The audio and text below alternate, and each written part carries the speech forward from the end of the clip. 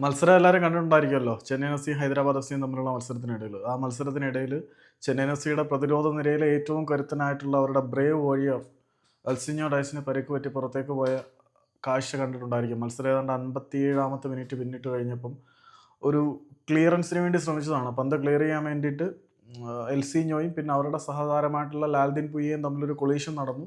അപ്പം അതിനിടയിൽ വെച്ചിട്ട് ലാൽദിൻ പുയയുടെ തല ആളിൻ്റെ നെഞ്ചിന് ഇടിച്ച് താഴോട്ട് വീഴുന്ന കാഴ്ചയാണ് നമ്മൾ കണ്ടത്. ആ വീഴ്ചയ്ക്ക് ശേഷം പുള്ളിക്ക് ശ്വാസതടസ്സം അനുഭവപ്പെട്ടു. എന്താണ് ഹേർട്ട് ബീറ്റിന് എന്തോ വേരിയേഷൻ പോലെയൊക്കെ തോന്നി.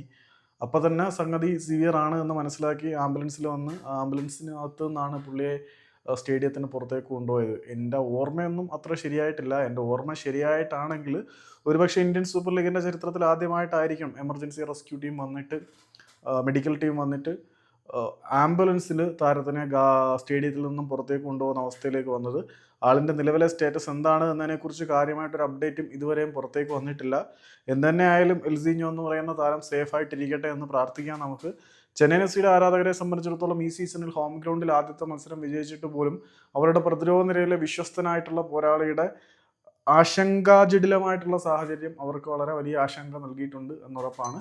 അപ്പം ജയത്തിലും ആഘോഷിക്കാൻ പറ്റാത്ത മരിച്ച മനസ്സുമായിട്ടാണ് ചെന്നൈയിൻ എഫ് സിയുടെ ആരാധകർ ഇപ്പോൾ ഇരിക്കുന്നത്.